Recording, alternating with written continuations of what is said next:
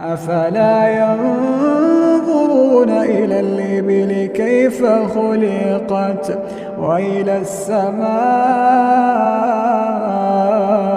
كيف رفعت وإلى الجبال كيف نصبت وإلى الأرض كيف سطحت فذكر إنما